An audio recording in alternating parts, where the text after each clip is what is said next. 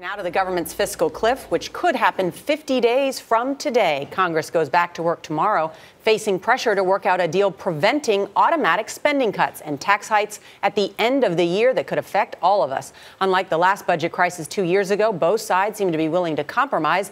Bill Plante is at the White House. Bill, good morning. Morning, Nora. Yeah, there are signs of progress, but senior administration officials tell us they believe the president has only a relatively short time to get Congress to agree on a solution, and that he'll campaign across the country to get support for it.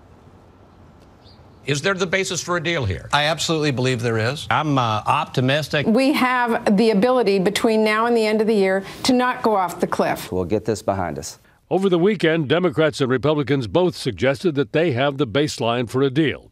Democrats seem willing to cut some entitlement spending, and it appears that after losing the White House and losing members in both houses of Congress, Republicans are willing to negotiate on increasing revenue.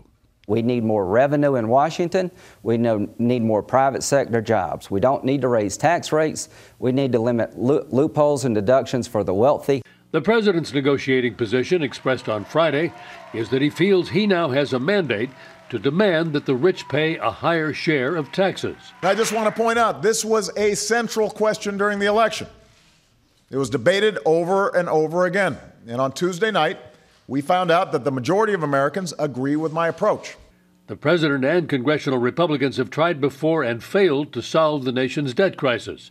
But Speaker John Boehner told House Republicans that after last week's election, the mandate from the American people is to work together, even if it means additional revenues through tax reform. Meanwhile, Bill Kristol, editor of the influential conservative magazine The Weekly Standard, seemed to cave in on the president's demand that wealthy people pay more. You know what? It won't kill the country if we raise taxes a little bit on millionaires. I really won't, I don't think. Really? The Republican Party is going to fall on its sword to defend a bunch of millionaires, half of whom voted Democratic and half of whom live in Hollywood?